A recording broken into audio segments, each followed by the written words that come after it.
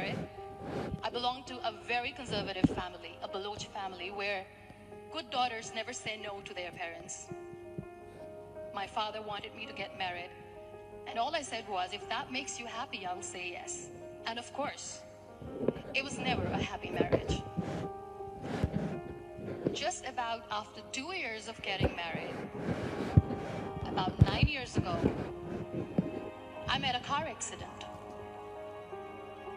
Somehow my husband fell asleep and the car fell in the ditch. He managed to jump out, saved himself. I'm happy for him. But I stayed inside the car and I sustained a lot of injuries. The list is a bit long. Don't get scared. I'm perfectly fine now. Radius ulna of my right arm were fractured. The wrist was fractured. Shoulder bone and collarbone were fractured. My whole rib cage got fractured. And because of the rib cage injury, lungs and liver were badly injured. I couldn't breathe. I lost urine and bowel control. That's why I have to wear the bag wherever I go. But that injury that changed me and my life completely as a person and my perception towards living my life was the spine injury. I was in the middle of nowhere in that toppled car. Many people came to rescue. They gave me CPR. They dragged me out of the car. And while they were dragging me out, I got the complete transection of my spinal cord. Those 2.5 months in the hospital were dreadful. I will not make up stories just to inspire you. I was at the verge of despair. One day, doctor came to me and he said, well, I heard that you wanted to be an artist, but you ended up being a housewife. I have a bad news for you. You won't be able to paint again because your wrist and your arm are so deformed, you won't be able to hold a pen again. And I stayed quiet. Next day, doctor came to me and said, your spine injury is so bad, you won't be able to walk again. I took a deep breath. I said, it's all right. The next day, doctor came to me and said, because of your spine injury and the fixation that you have in your back, you won't be able to give birth to a child again. That day, I was devastated. I still remember, I asked my mother, why me? And that is where I started to question my existence. Why am I even alive? What's the point of living? I cannot walk, I cannot paint, fine, I cannot be a mother. And we have this thing in our heads being women that we are incomplete without having children. I am going to be an incomplete woman for the rest of my life. What's the point? One day I asked my brothers, I know I have a deformed hand, but I'm tired of looking at these white walls in the hospital and wearing these white scrubs. I'm getting tired of this. I want to add more colors to my life. I want to do something.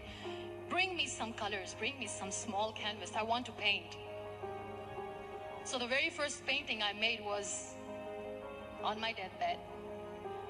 There were a lot of infections in my body, a lot of allergies. So doctors wanted me to lie down on the bed straight for not 6 months, for not 1 year, for 2 years. That was the time where I realized how lucky people are, but they don't realize. After 2 years and 2.5 months, when I was able to sit on a wheelchair, that was the day when I had the rebirth. I was a completely different person. I still remember the day I sat on the wheelchair for the first time, knowing that I'm never going to leave this, knowing that I won't be able to walk for the rest of my life. I saw myself in the mirror and I talked to myself.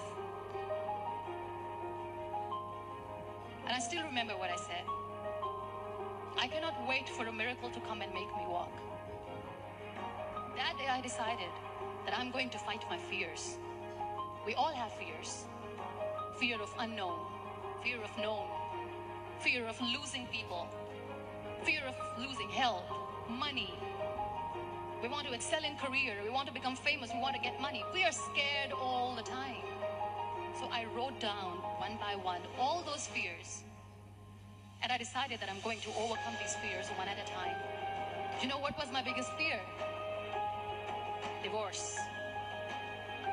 I was trying to cling on to this person who didn't want me anymore, but I said no.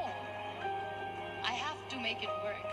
But the day I decided that this is nothing but my fear of unknown, fear of known, fear of losing people, fear of losing health, money. We want to excel in career, we want to become famous, we want to get money. We are scared all the time. So I wrote down one by one all those fears. And I decided that I'm going to overcome these fears one at a time. Do you know what was my biggest fear? Divorce. I was trying to cling on to this person who didn't want me anymore, but I said no. I have to make it work. But the day I decided that this is nothing but my emotionally so strong that the day I got the news that he's getting married, I sent him a text that I'm so happy for you and I wish you all the best. And he knows that I pray for him today. My biggest fear, number 2, was I won't be able to be a mother again. And that was quite devastating for me. But then I realized there are so many children in the world, all they want is acceptance. So there is no point of crying, just go and adopt one. And that's what I did. I gave my name in different organizations, different orphanages. 2 years later, I got this call from a very small city in Pakistan. I got a call and they said, "Are you Muniba Mazari? There is a baby boy and would you like to adopt?" And when I say yes, I could literally feel the labor pain. I said, yes, I am going to adopt him. I am coming to take him home. And that day, I was 2 days old, and today he's 6.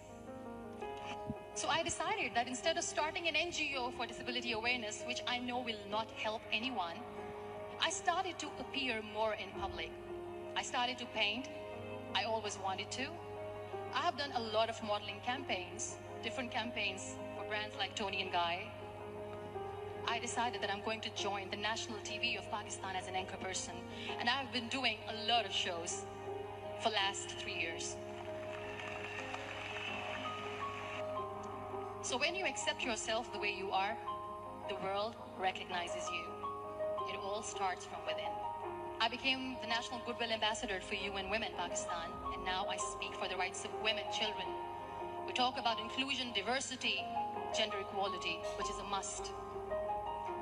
I was featured in BBC 100 Women for 2015. I'm one of Forbes 30 under 30 for 2016. We always expect ease from life. We have this amazing fantasy about life. This is how things should work. This is my plan. It should go as per my plan. If that doesn't happen, we give up. So my dear friends, let me tell you one thing. I never wanted to be on the wheelchair. Never thought of being on the wheelchair.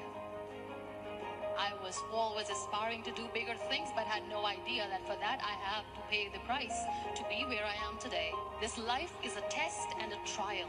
Are never supposed to be easy. So when you are expecting ease from life, and life gives you lemons, then you make the lemonade, and then do not blame life for that, because you were expecting ease from a trial.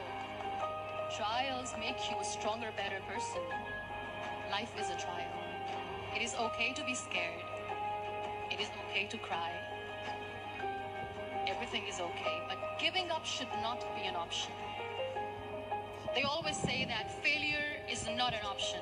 Failure should be an option, because when you fail, you get up, and then you fail, and then you get up, and that keeps you going. Nothing is perfect in this world. We all are perfectly imperfect, and that is perfectly all right. That's all right. Live your life fully. Accept yourself the way you are. Be kind to yourself. Be kind to yourself. I'll repeat, be kind to yourself, and only then you can be kind to others. Love yourself and spread that love.